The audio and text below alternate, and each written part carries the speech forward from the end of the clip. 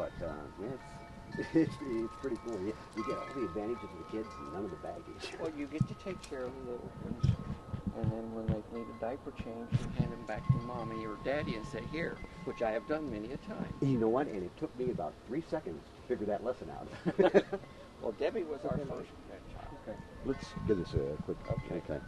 Number one, just so I have it on tape, say and spell your name for me. David Netz, N-E-T-Z. Okay. And you are Deb's grandfather. Okay. What's happening today? Other than what we've seen on Good Morning America, we don't really know anything. Fact of the matter is, we get more news from you guys than anybody else. But I do want to thank you guys because you have ran that banner across the bottom of the screen pretty well continuously and about little Lisa, and I really appreciate that. What does Deb tell you? We haven't talked to her since, let's see, Wednesday when we went to that conference down there at the command center. We haven't talked to Jeremy or Debbie since. Where are they staying? I'd rather not say. Right. Okay. What did you think when the police said that the parents were not cooperating anymore? Well, from what they had been telling us, how they were treated, I wasn't really surprised. Tell me about that. What did they say about how they were being treated? Well, they said that they would come in and say, okay, Jeremy said this, and then they'd go back to Jeremy and they'd say, well, Debbie said this, and I don't care how many times you go over this. I mean, you've lost your baby daughter. You don't have much sleep. You still aren't sleeping much. They can't sleep. Maybe a couple hours at a time. Hell, I'm not sleeping very much. I got up this morning at 5 o'clock. And I tried to lay back down and get some more sleep, but I didn't make it. I finally decided, heck with it. I got up at 7:15 and been up since, and it was the same thing yesterday. 5 o'clock Tuesday morning, our son, Debbie's father, was pounding on our door telling us that the baby had been kidnapped. I couldn't hardly understand him at first, but you can well imagine. So that's normally the way the police operate. They'll talk to somebody and they'll talk to somebody else, and then they'll relay it. I mean, they are looking for people making sure that they stay on this story. Well, yes, but when you're that tired and you're that worried about your baby, you're bound to make itty-bitty mistakes in timeline and so on and so forth. And they've been pouncing on every little, from what I understand, every little mistake that's made. Have you ever been able to tell a story exactly the same twice yourself, sir? Do you know if Jeremy and Deb have entered into any sort of agreement about who they will and will not talk to? Well, the only... looks like I got somebody whatever.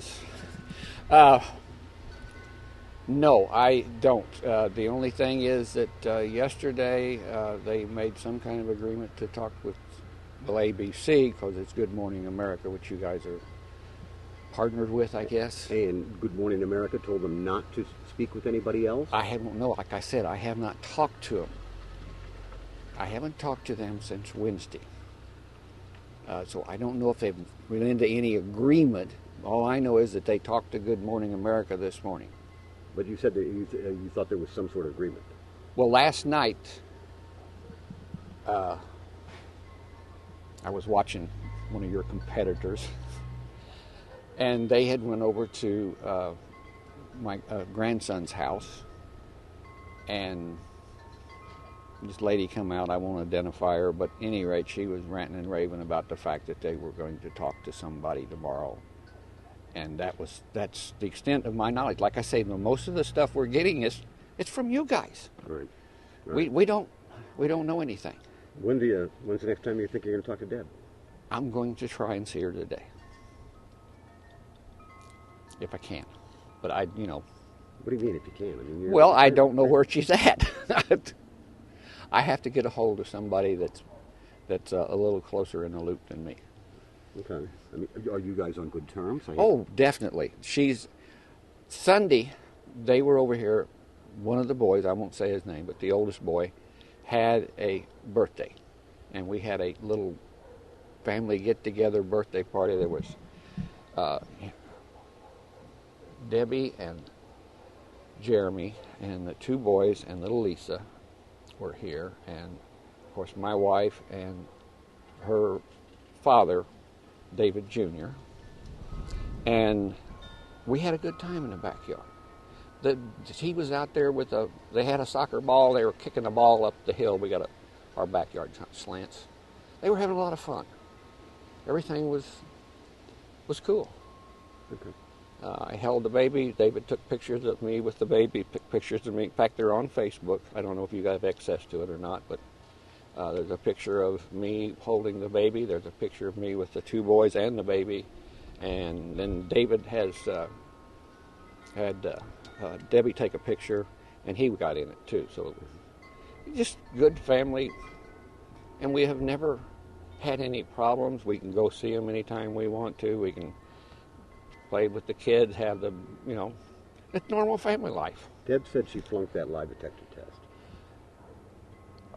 With the stress that she's under and the lack of sleep, I'm not really surprised. That's about all I got. Anything else you want to say? Again, thank you to the media.